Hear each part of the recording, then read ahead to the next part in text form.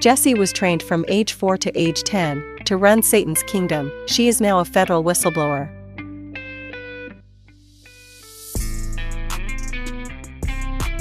We will be posting her testimony here, so more people will be aware of the depth of evil.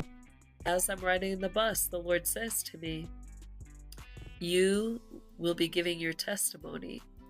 And I knew it wasn't the watered down, hidden version I had learned, to give to the churches all those years. Like, I knew he meant I would be giving my testimony in full. And I said, "Lord, I want to do your will, but I'm just asking. I'm asking for that protection for myself and my children as I go forward. I'm just begging and pleading for that." And after I got done begging and pleading, the Lord immediately responded and he said, "No." He said, "You will do it right in front of their faces." And I knew in that moment that I had to choose. I had to count the cost. Was I willing, no matter what happened, for one child, to save one child, was I willing to tell my story and to do whatever the Lord was calling me to do?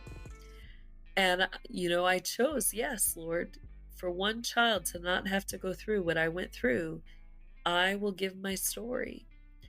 Now, it did come at that price. A year ago, I lost one of my sons, my 17-year-old son, Josiah, in a car accident. The same day that it was the morning that I turned in an affidavit that was of the same area where he was currently residing. And it was on one of the roads named in that affidavit.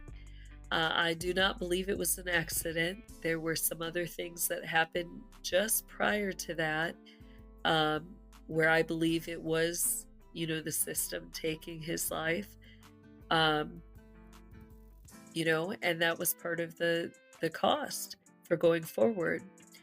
But, the Lord, after that, he opened the doors. He opened the doors for me to begin to tell my story online. I started anonymously as Jane, as you had heard on Dan Duvall. But shortly after that, the Lord, caused some things to happen where, I was on Good Dog Show and David Zublik. And, I tried to remain anonymous, and the Lord just said, "No, put your name out there, let your face be seen." And that's when I began to speak, publicly on several different platforms weekly. So besides Good Dog and Zublik, I spoke on Red on Radio, and then still am on the Reveal Report, Aquarius Rising, Africa. I did Carmen Studer, I did David Nino Rodriguez, are some that I'm on regularly, and then I also have the shows that I do weekly on Kingdom Living. So as I began to do those shows, and turn in my testimony federally, there came the point where they requested that I turn it in affidavit form. And so last year is when those affidavits went from being with the U.S. military to being in the courts, and they were sealed in the courts. And then, because we're not getting due process in there, I am now pursuing to be heard before Congress to share my testimony there and receive my due process to share my testimony in the courts.